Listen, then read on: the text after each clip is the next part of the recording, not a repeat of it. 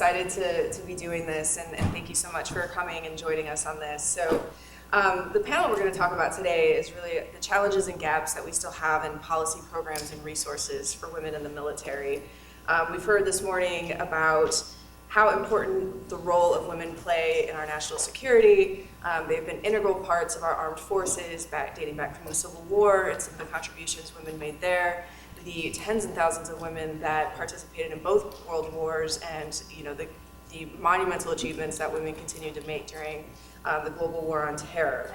So as we continue to look at our geopolitical climate, and it continues to evolve and become more complex, the military really needs to increase not only the retention of women, but the recruitment of women as well. And how are we doing that, and how are we doing that in a meaningful way?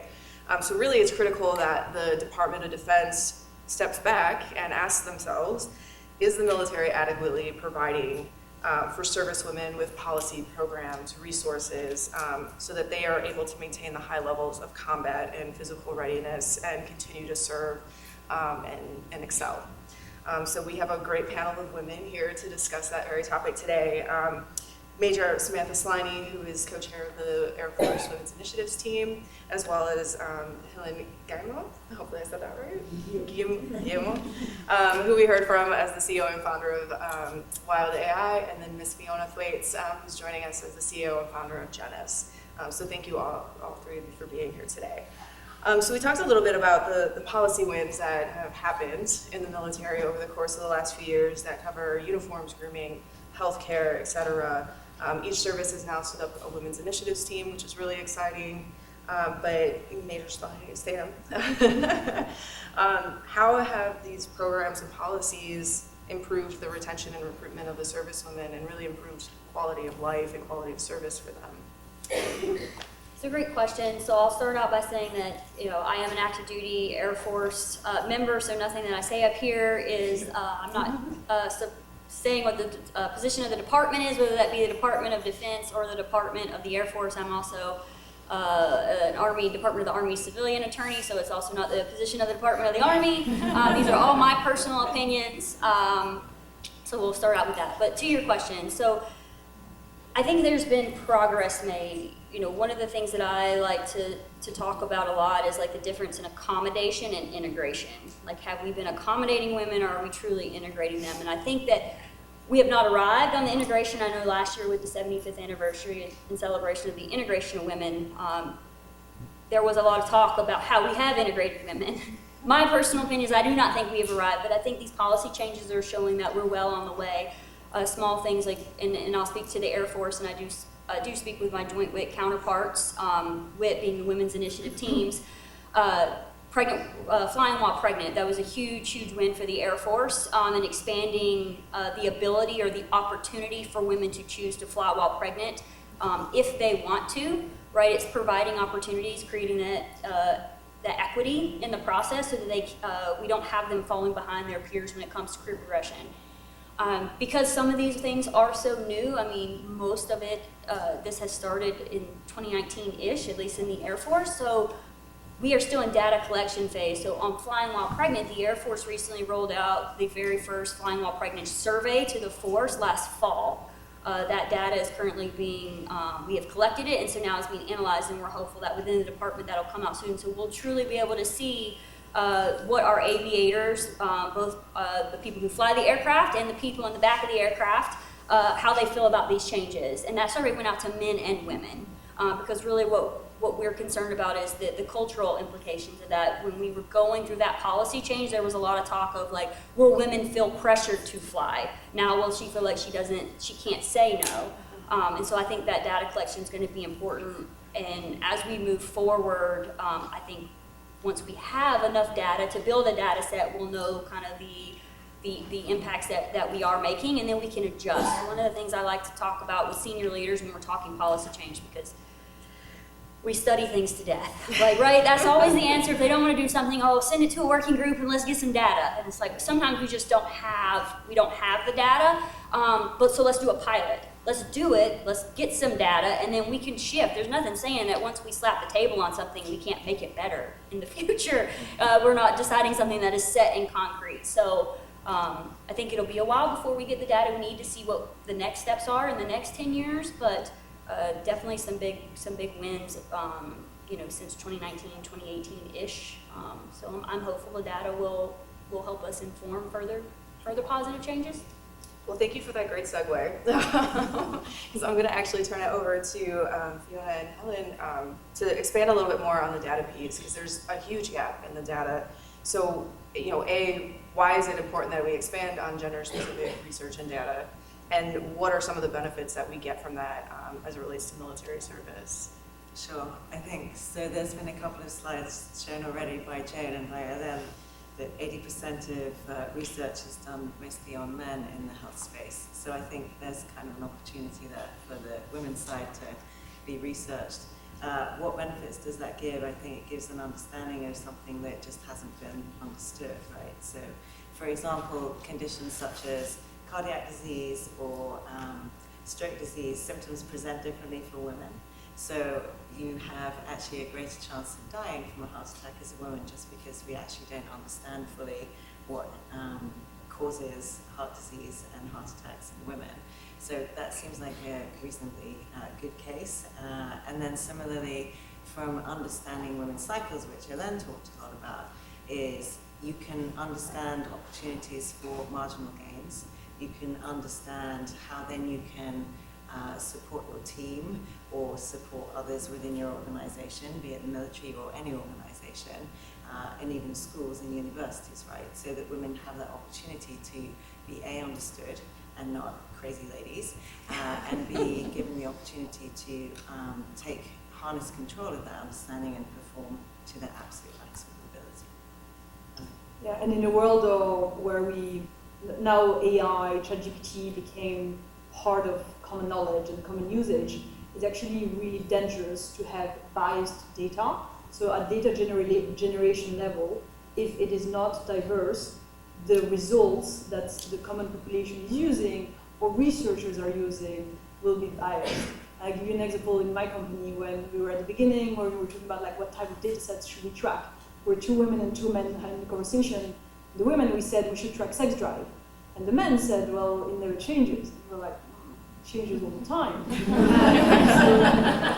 So, like if it was, if you don't have women or diversity, generally speaking, at data creation level, because people just don't have the originality because they just cannot think about it. We will, at data creation level, we will not have enough data sets. And then at the interpretation level, we won't have the right reading because it's not read correctly, which is the case currently with all the wearable data. So all the wearables are reading the data as men. So for instance, if you have an Oura ring, your body temperature goes up, it means you're sick, it impacts negatively your readiness score. Your body, like our body temperature goes up and down all the time as when we ovulate, just after it goes up, then it goes down. So it should be read, first of all, am I ovulating women, or am I taking birth control, or am I ovulating pregnant or in perimenopause? So at the interpretation data sets. And then the next step is the insights and the recommendations. So I read the data sets, what do I provide back to the person, and what recommendations can I provide? And so in a world where we have so much data, it is really crucial that we make it compulsory to integrate women in the research level. Can I add? So, like a real world example that we've dealt with the lack of data that was unbeknownst to me. So anecdotally, an issue came to the Women's Initiative team about diastasis recti. Very small amounts of women, according to the data, they say suffer from it. It's usually treated with physical therapy. Oh, by the way, there's a shortage of pelvic floor physical therapists across the U.S. in the military. So this is a specific military example. But then there's women who particularly women that grew up in the time frame before we had the extended postpartum periods that we were allowed to recover physically. So essentially, like, they were destroying their bodies, trying to meet physical standards. There is no one has ever studied the data and prevalence of diastasis recti and how that impacts a woman's ability to meet physical standards. So women were trying to get TRICARE to pay for these surgeries for them, and it can't be denied as cosmetic. Then we talk about women's representation in senior leadership. So these are like our senior NCOs. These are our field grade officers and higher. more than one have come to me and said, I got out because I was scared I was going to fail a PT test because they wouldn't give me the surgery I needed to repair my body so that I could continue to meet standards. So as we've been going through this, policymakers are hesitant because they say, what is the data to show the link? Well, we don't have the data to show the link. And also TRICARE standards are based on the wider, U.S. population, not military. And so getting people to put forth funding, Dr. Johnson-Freese talked about it, put forth the funding to do these things, because they're like, oh, well, it's such a small group of people. What? Like, this is a problem. We have people leaving, talent leaving, retention issues because of this. Like, can we study it so that we can get these women the medical care that they need? Because it's preposterous to me that someone is suffering from something that's impacting their ability to serve, and we just tell them, like, go pay for it yourself. So it's a very real thing that's impacting a lot of people, and the further implications is that retention piece of women, so that we have that representation, those voices in the room at the senior leader level. We won't ever make it unless we know how women's bodies work, and how we can give them the tools and access to the medical care they need to stay as they progress through all phases of womanhood, whatever that might look like. Yeah, can I pick up on that? So I think from the pregnancy standpoint, and you just said it at the end, there's so little education out there about how our bodies work. As Helene said, she suddenly found herself pregnant. It's like, oh my God, all these things are happening. Like, why don't we know what might happen before we kind of get to that stage? I think there's so much more that can be done for pre-pregnancy to build. We kind of think about it, Jennis, like building your body so it's ready, and you can help prevent some of those pelvic floor issues by just getting your body in a better state to be ready to give birth, right? And then post-pregnancy, what are the tools and tricks that you can provide women with to get better either faster and stronger? And I just think it's such an education problem to start with. So in school, if we're not helping women go through that puberty phase when your hormones are going completely mental, some of you may have teenage children, you know how that is. And then also, I think it's almost replicable on the perimenopause side. It's essentially going through puberty in reverse. So when comments are made about, oh, she's perimenopausal, she's crazy, well, in actual fact, think about your 15-year-old daughter. It's essentially the same thing. So I think the more education, and it's not just for women, I think it's for everybody, so that we can just have a little bit more empathy and understanding of all those different things that we're going through. And one point I want to touch on, you kind of just touched on it, and to expand on yours, and I know we talked about this when we were chatting the other day, like, this is about empowering service members to be their best, right? This is not a diversity and inclusion effort so that we can say that we, are checking a box or, have some agenda. This is about women that have decided to serve and, meet a mission and sacrifice, and giving them the resources and tools that they need to do that, as well as their male counterparts. And there's just a different way of doing that. And part of the education piece, educating women on their bodies and what happens during all these phases, but also educating our male leaders. And there's a lot of cultural, I think, barriers that come across when we start talking about that, since a lot of our leadership is male. And getting a female, CNO or Joint Chief of Staff, that takes 30 plus years. So you need to catch them and retain them and figure out what that is. And, a lot of that is just untapped potential that we have in the service. And so following the scary statistic we heard this morning about the $84 billion spent on Viagra versus the $8 million put forth for women, peace, and security, obviously a lack of funding is a huge problem. But I do want to talk a little bit about the cultural challenges that are still in the military as it relates to trying to get these policy and program changes that benefit our service members, holistically. So do you want to talk about that a little bit? Sure. I think when you start talking strategic comms and strategic narratives, the one thing the Women's Initiative team has been very adamant to do is to not paint this as a diversity, equity, and inclusion, accessibility effort. Not because that's not, what it could be or what someone could see it as, but we noticed that when we were talking with senior leaders, sometimes they would just shut down. That's not something they want to talk, some of them, I would say all of them, but sometimes that's just not what they're interested in. It's not their language, right? It's not the language that they speak every day. What language do they speak? They speak readiness. They understand readiness numbers. Why? Because since they were a captain leading a group of people, they've had to report readiness numbers. So that being strategic in your communication, I actually, women, peace, and security, I had never thought about this the other day until I was actually chatting with Dr. Johnson-Freese about the women's initiative teams really are an internal women, peace, and security effort. That's what it is, because you have external and you have the internal. That's what it is. That's where we fall. And I had never kind of pieced those puzzle pieces together until I was chatting with her about that. And I think that's the narrative we need to put forth. Why? Because women, peace, and security is mandated by the UN Security Council. It's mandated by federal law. Like, we have to do it. And so what we have adopted with the Department of the Air Force's Women's Initiative Team is to really focus on the 5 R's: readiness, recruiting, retention, risk to force, and resourcing. Anytime we are putting forth an initiative, we are talking about those 5 R's. We're never talking about diversity for diversity's sake. We are linking it to all of those things because that's what we know, our senior leaders, that's the speak that they understand. And we've had a lot of success getting things across the finish line by just putting things in terms that they get. Yeah, and on your point, and saying, going back to the Dr. Johnson-Freese point of, it's actually, thank you very much, because the first time I heard it explained with numbers that female health and female topics is not a D&I topic. It's actually, female health is health, women is society. And if we don't understand that, we are not solving it.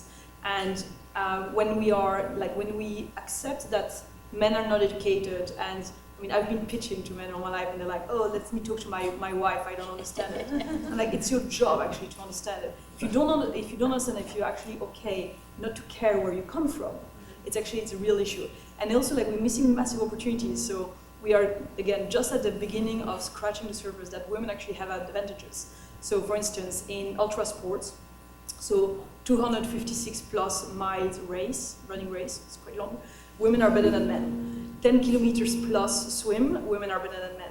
So it's actually really interesting. Our bodies are not made to be fast twitch. We are really endurance. This is why we have fats. This is also why when we start a diet, like if you're a heterosexual couple and you start with a man, you're eating less and exercising more. The guy gets fit and lean, and the woman starts gaining belly fat. Because our brains are like, you're going into starvation, I'm going to stock up, and I'm going to keep you alive. And so it's interesting that in certain environments, or like in extreme environments, there's research with Dr. Jack Kreindler, we're quite close to. He went to the North Pole. To the South Pole. And there were men and women, and they were trying to understand how women, how long does it take to adapt to extreme environments, and then once they are adapted, are women more adaptable than men? So, and women seem to take a little bit longer to adapt, but then they are more adaptable. So in an extreme environment, women actually perform better, which is really interesting when you look at extra performance like the military, because then suddenly we switch the story and we say, actually, I want to choose women because they have an advantage. But again, going back to the data, if we don't research it and there is no interest, we can't take advantage of it. And our bodies are amazing. Like we have these incredibly powerful bodies. And going back to one of the conversations, we had this really dark moment in research, which is called pregnancy doping. I hope none of you have heard of it. It's in the Cold War, Eastern Germany and in Russia. They were putting female athletes pregnant and making them abort because the assumption was that at the beginning of pregnancy, I mean, a lot of women don't feel great, but also the pulmonary capacity and the blood flows are much stronger. And so they thought, okay, we're actually going to put these women pregnant, and just after the abortion, they are peak time. And so they were doing pregnancy doping, because doping with artificial hormones and injections is illegal, but this is natural hormones. And so again, we always thought the female physiology and all the things that she's going through, like pregnancy, is negative, but not necessarily. So I think that's a great point. So where you said, oh, they go back and ask their wives because they don't understand. I've seen that with senior leadership, right? And I will tell you the most profound respect I had for a male senior leader. I was having a dialogue with him about shipment or transport of breast milk while you're TAD, temporary travel, duty travel, when you're away, whether it's PCS, when you're on orders somewhere away from home station. And I'm on it. I'm like, this is why we need to do it, this thing, and I'm saying like breast milk stash, right? And if you're ever a mother that has done that, you kind of know what that term. And he just stops, and we're talking like a 3-star general, and he stops in this Zoom call, and he's like, Sam, and I'm like, yes, sir. He's like, I have no idea what a breast milk stash is, so I just need you to break it down for me. But I had and we were in a meeting with multiple people, but for him to show that vulnerability and be willing to have that dialogue with me versus going, well, let me write this down and I'll go talk to my wife about it. So I try to be very forward-leaning into those conversations because I think because majority of our leaders are male, until they get very comfortable having these conversations with us, I mean, I can't tell you how many times I would JAG, so when I'd be in a court or something and I'm like, hey, I need a break to go pump, they would just be, oh, okay, no more, don't say anything else, whatever you need. It's like, okay, until we get comfortable saying the word breast and breast milk, all of those words, period, menstrual cycle, until they get comfortable with that dialogue, like, we're never gonna see that full, in my opinion, that full inclusion that we need. And so I try to be, and I encourage others to be kind of forward-leaning into those conversations because I think it helps them be, it isn't over culturally because it has been kind of stigmatized. It is kind of uncomfortable for them because they've been raised for it to be uncomfortable. So I look at it similar to where mental health was, 10 years ago, 5 years ago, right? There was a huge stigma to talk about getting mental health help in the military, especially if you had a clearance. And those barriers over the last few years have really started to come down, and leaders have really understood that we need to talk about this, and we need to provide multiple resources for this.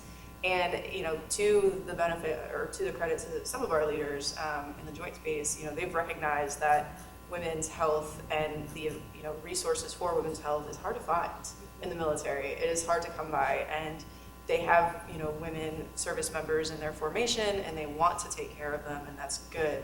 And so now, we've seen some leaders say, hey, we need to publish something that is generated for, command leadership and deck plate leaders and junior leaders to say, here's why women have different healthcare needs. It's not that we're weaker or, less capable. It's just different. We have different body parts that opens us up to different medical conditions, different phases of our lives that we go through.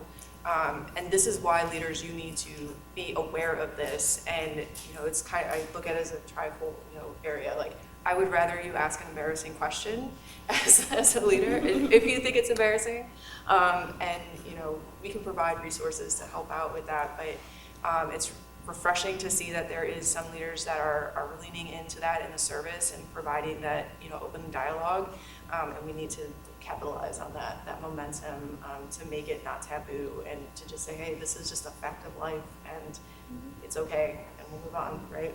And like being in sports, like before competition, like everyone talks about like, have you been to the toilet to poop? Like, it's big. Yeah. And like it's not weird, but somehow when it comes to female fluids, it is completely taboo. And I think going to a world where it's very, very normal to be able to talk about this, and I was talking to the women outside who had to stand on for the Air Force to understand like are the shoes adapted, and it's really important. And like if we're looking at like my world being sports, like our world being sports, like the equipment protects men, like they have shields for their genitals. But then when we talk about adapting things for women, suddenly it's taboo and we can't really talk about it. And it's actually, and going back to my presentation, like the origins of why is it taboo actually? It's like, there is no good reason. Yeah, and I really want to talk about the AI portion for a second and technology, right? Because as you said, studies take years. Years, sorry, this is not a trip to the DoD, but we don't necessarily have the most fast networks or computer systems. The DoD's really taken an interest in utilizing AI across many different problem sets, weapon capabilities, logistics. how can we incorporate that into personnel now and policy? Any thoughts from the panel on, Sure. I think I'll go first. I think the critical impact that AI can have is on that, well, A, readiness, of course, but also help understand injury prevention and then probability for injury. So we are doing some work with a company called Oracle and the Ladies European Golf Tour. So helping understand better how hormonal, and you touched on it in your presentation, so just understanding laxity, right, through your normal menstrual cycle, and how can that have an impact on your swing, your drive, the other training that you're doing around golf, and I think that can be applied for any of the military performance programs, right, and just then having an insight into, okay, so you as an individual, so for better or for worse, women are completely different, right, one to the other. And in understanding from the AI can give you an understanding unique to that individual, what the likelihood is based on what you've eaten, how you've trained, where you are in your menstrual cycle, whether you're more likely to potentially have an ACL injury or a hamstring or any other kind of injury, right, that we're gradually learning on how to predict those. So I think just from being able to keep more of your employees, personnel, fit, healthy, ready for duty, and ready to train, surely that's a win, right? So I see that as one major impact.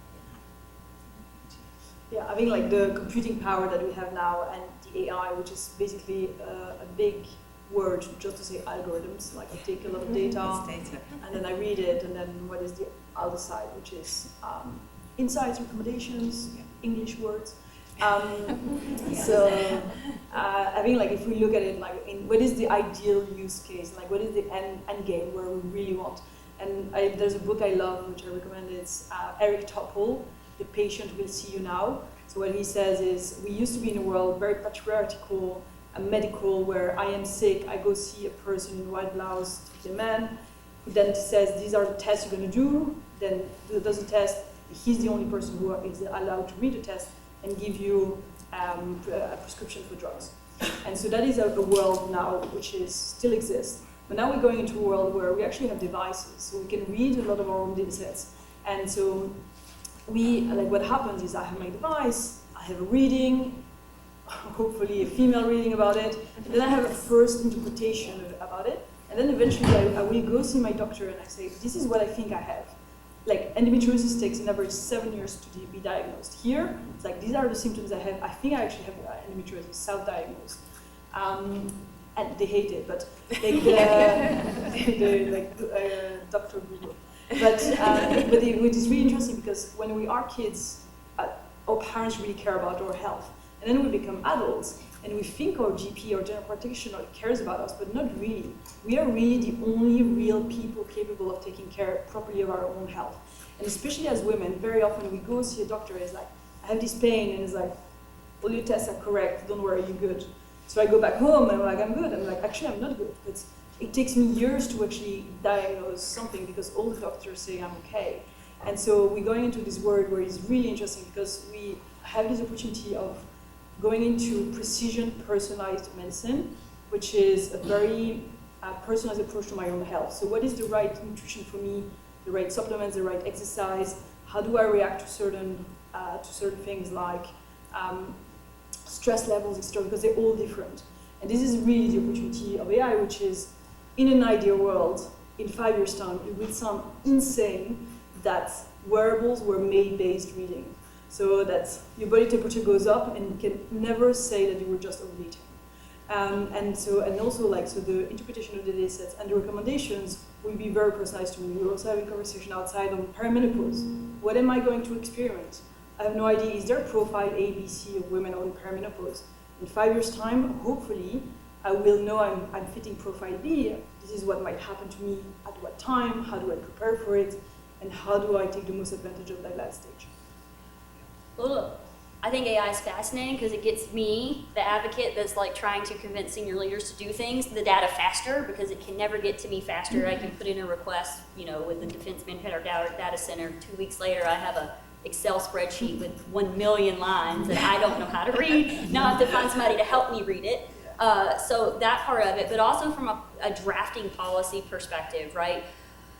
The biggest limb fact with the drafting of policy currently, in my opinion, is the human factor, right? You have somebody who's literally writing it, and as an attorney, words matter. We've probably all, if you've been in the service, have seen a policy that was probably the intent was very, very good, but because one word was used, and maybe it's very ambiguous or subjective, now the policy is crap, and no one can use it, or it has negative unintended consequences.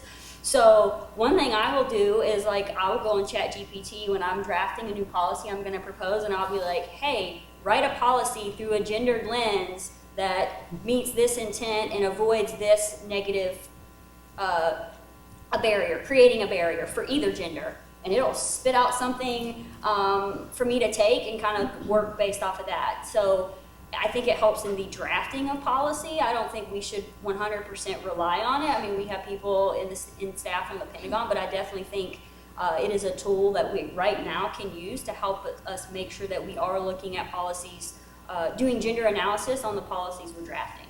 And it helps, I mean, I completely agree. You always have to have the human factor with the balance with AI, of course. But even looking at, you know, the fits of uniforms, and, you know, we had talked earlier this week, I'm not going to steal the gear and apparel, you know, realm, of course, but how just understanding, you know, body fat and as it changes throughout the course of someone's life, that helps uniforms, that helps physical readiness standards, that helps, you know, even something as simple as boots. And it's not just women. I mean, you can employ this, and it benefits men as well in the service, because we have a better understanding of how to do that. And that's one of those big challenges, I think, when we talk about specialized training and specialized, especially for physical readiness, is, well, we can't do that at scale. Now we can't, but, you know, what tools do we at least have at our disposal that are relatively low investment that can help inform, you know, some of these changes with uniforms and boots and these policies, healthcare, et cetera, resources, and just helping the service member, you know, help themselves a little bit better by being a little bit more educated on those things. So I think it has a great future. But I know we've been talking a bit. I think we have a question. Well, so I'm going to save that question. Okay. The questions regarding the ACFT, I think I'm going to save that for the health and wellness, but probably the last rounds, or one of the. If anyone has anything in the room. Thank you. Major Laura Jones. I'm a AFSOC PhD fellow at Tufts University Air Force Special Operations Command, and I CV-22 pilot by training. So when we talk about policy gaps in women's health and trying to prioritize women's health, to me, there's a women's health specialty, right? OBGYN is the women's health specialty, right? It happens to be a surgical specialty, but it's been largely divested across the Defense Health Agency and across the military services. And each service, you know, has done it slightly differently. But if I'm a frontline warfighter, you know, as a special operations assault flyer, but there's no OBGYN that has a surgical expertise that's used to dealing with a lot of blood deployed in my combat zone, or, you know, I can be referred out for a pap smear, you know, that seems like the tip of the policy iceberg. Yes. That we should be looking at, you know? Yeah, go ahead. Oh my goodness. Lord, Yeah. you're speaking my language. So my personal opinion, the fact that, like, I have to get a referral to see female specialized healthcare is laughable, because it others me right out the gate. Like, what other specialty does a man need to get a referral because he is a male?